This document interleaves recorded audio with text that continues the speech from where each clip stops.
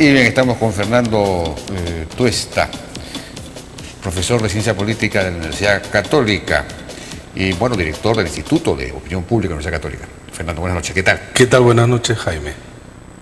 ¿Alguna hipótesis sobre el tema Hurtado-Miller? ¿La entrega de Hurtado-Miller? Desconcertante en principio, ¿no? Sobre todo en un momento en donde, digamos, el centro de atención es la política. Hay momentos en que esto no lo es, ¿no? Se puede especular. A estas alturas tenemos todavía poca información, ¿no? Sí, pues. Una posibilidad es que las cosas tengan que ver con una lógica estrictamente penal o jurídica.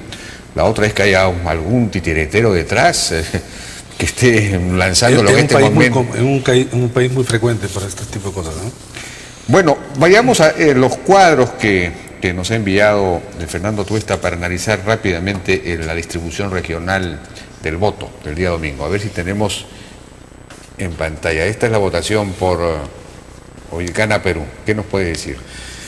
Es interesante la distribución del voto, Jaime. ¿Cómo el Perú puede no haber cambiado tanto en 30 años? Esta es la votación típica de la izquierda de los 80. Muy alto en la región sur y surandino y muy bajo en lo que es Costa y Lima. Pero esa es la votación de Fujimori también en 90. En parte sí. Y el 95. En parte sí. Ajá. Pero de alguna manera también, entonces, estamos hablando y la de Belaúnde, de expresiones. El 80. No tanto, no tiene ese perfil. Sí. No tiene ese perfil. En todo caso, lo interesante es que si uno mira esta distribución y lo compara con la del 2006, no hay grandes cambios. Quizás los cambios más pronunciados se ven en aquellas zonas en donde han habido conflictos últimamente. Por ejemplo, en Amazonas. Ha crecido en relación al 2006. No, he visto que ha crecido más en los departamentos prósperos del norte. En Piura, Lambayeque y La Libertad hay un crecimiento apreciable de la votación por Ollanta-Humala. En Lima, en cambio, es menor. Es menor, pero por ejemplo en Amazonas pasa de 32 a 40%, casi 41%. Pero en todo caso, si tú ves la distribución que tenemos en la pantalla, mire el caso de Puno, Cusco, Ayacucho, Tacna, Huancavelica, Purímac, Madre de Dios. Eso es más o menos lo mismo que el 2006. ¿no? Además, mira, encima del 50%. Encima del 50%. Si ahora vemos el caso de Keiko Fujimori. A ver, el siguiente cuadro, por favor. Acá no hay una distribución geográfica tan clara. Sin embargo, lo interesante es que en el caso de Tumbes, Piura, Lambayeque, La Libertad, Cajamarca, no es el sólido norte, sino es el sólido Fujimori. Es impresionante cómo ha ganado en aquellos lugares en donde antes el APRA tenía un asentamiento claro, histórico. Pero si te das cuenta, en el caso de Lima ella saca 22.8. Si lo sumamos al porcentaje de Ollanta-Humala, en realidad estamos delante de alrededor de 45% más o menos. Saca un poquito más que Ollanta-Humala, ¿no? Saca un poquito más que Ollanta-Humala, pero digamos por ahí, a lo que quiero llegar es que, y eso lo podemos ver un poco más adelante, la batalla por la segunda vuelta será la batalla por Lima. Claro, va a ser la batalla por Lima. Claro.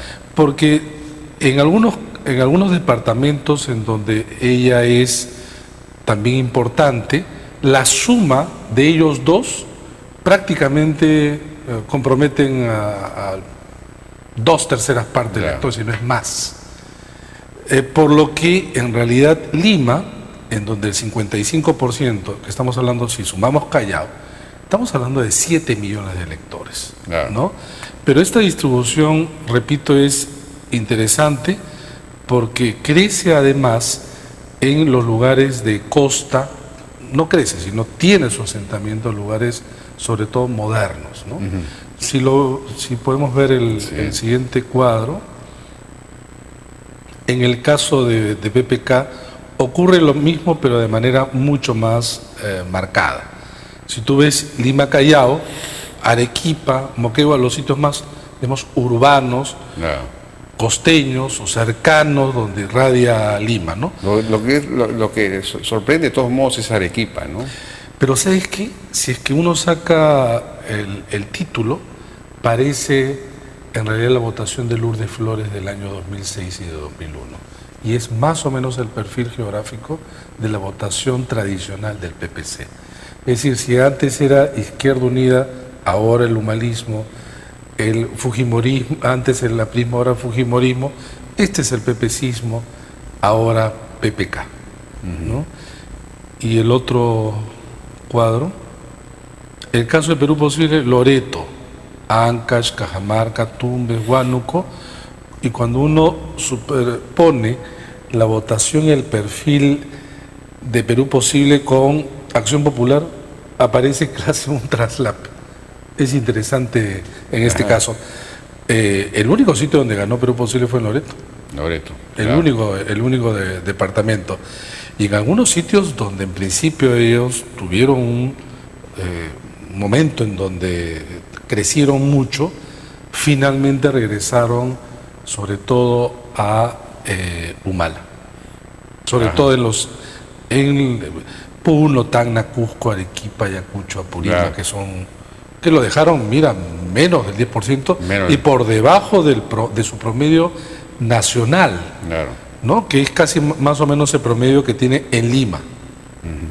De acuerdo. Finalmente creo que tenemos, no sé si tenemos un último cuadro. Bueno, tenemos que ir a una pausa. Conversando entonces con Fernando Tuesta. Nos habíamos quedado en este cuadro que nos dice. Este es un cuadro interesante porque lo que hace es mostrar el porcentaje de votos de aquellos que no votaron por Humala o Keiko. Y entonces, por ejemplo, Lima, el 56.1 no votó por ninguno de los dos. Callao, el 56.8 no votó por ninguno de los dos. Hay algunos lugares como Loreto, donde el 62.4 no votó por ninguno de los dos. Pero si al lado colocamos o observamos qué población electoral tiene cada uno, hay una segunda parte del cuadro. Hay una segunda parte, a ver. Sí. Hay porcentajes también entre un tercio, un poco más. Pero lo más importante, y que está en la primera parte del cuadro, es entre Lima y Callao, entonces es la batalla por cerca de los 7 millones de electores, ¿no? Es decir, 56% por quienes no votaron. Entonces, esto es lo que te explica el esfuerzo que están haciendo desde el inicio. Es decir, acuerdos o intentar llegar a acuerdos, que por cierto, como hemos conversado en otras oportunidades, es difícil direccionar a los electores, ¿no? Las adhesiones hacia los partidos es baja, muy débil, un electorado sumamente volátil, las adhesiones son personales, no necesariamente van a estar dirigidas según los objetivos de cada uno de los otros que no compiten. Pero definitivamente lo que tenemos es la batalla por Lima. Y en Lima, ¿cómo se comportaron tanto los electores de Ollanta Humala como de Keiko Fujimori? Es obvio que el crecimiento de Ollanta Humala ha sido en los distritos, digamos, de menores ingresos. Por ejemplo, Caraballo, 30%, el Agustino 27%, San Juan del Lurigancho 27%, Puente Piedra, Ate también 27%, ¿no? Lurigancho 26%, Villa El Salvador 25%, Coma 25%, Independencia 25%, es decir, son los que más han votado por ella. En el caso de Keiko Fujimori, Lurín 32%, Ancón, Ate 29%, Villa El Salvador 28%, Villa María del Triunfo 28%, Puente Piedra, exactamente. Más o menos igual. Entonces, ahí hay una distribución que ya en primera vuelta competían a nivel de los estratos, a nivel socioeconómicos DE. Entonces, claro, no todo, van a ir indudablemente a estos sitios, pero es la conquista sobre todo también de los sectores C, clases medias, claro, bajas, medias, emergentes, y obviamente clases altas, aunque tú sabes que el número no es tan significativo, ¿no? Claro, pero ahí no tienen nada, ¿no? Tenían muy poco los dos. Tenían muy poco los En dos. los sectores A, B. Tenían muy poco. O sea que ahí también es un pequeño sector de... Siempre, además, todos los votos valen lo mismo. Entonces, Sí, pues. de donde los consigas. Lo que pasa es que hay bolsones y en esa medida, digamos, la interacción entre electores es mucho más, Sectores accesible. A y B sumados, ¿qué porcentaje es? ¿15%? Sí, 20%, más o 20%, menos 15%. 15%, no llega a 20%. No llega a 20%. No, Bueno, no pero llega a 15% de todos modos es importante. A nivel Es nacional. importante, es importante. Claro, y ahí ellos tienen muy poco. O sea que ese es también un territorio de conquista. Es un territorio de conquista, por eso que creo De disputa, perdón. también de conquista, de disputa para la conquista, ¿no? En todo caso, los movimientos que se está desarrollando en estos 3 últimos días apuntan a esto. Por lo demás, Jaime, esta es una segunda vuelta que va a ser muy larga. Sí, pues. El balotage, lo hemos conversado también contigo en otras oportunidades, fue pensado por los franceses como una inmediata elección. En Francia después a las 2 semanas, acá es casi 2 meses, Sí, pues. es otra elección. Entonces, si bien es cierto, tenemos esta geografía electoral plasmada a través de los votos, también es cierto que todo se decide en las campañas. Sí, pues. No hay nada que esté previamente establecido. Y esta nueva elección coloca a los dos, digamos, Y más un o nuevo menos punto en de las partida, posibilidades. claro. Sí, Eso pues. efectivamente un nuevo punto de partida.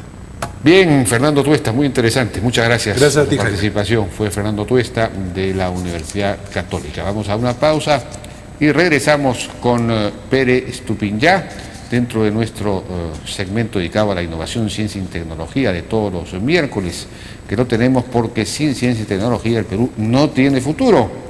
Él es un comunicador científico español, autor de un libro muy interesante, y con él vamos a hablar. Regresamos.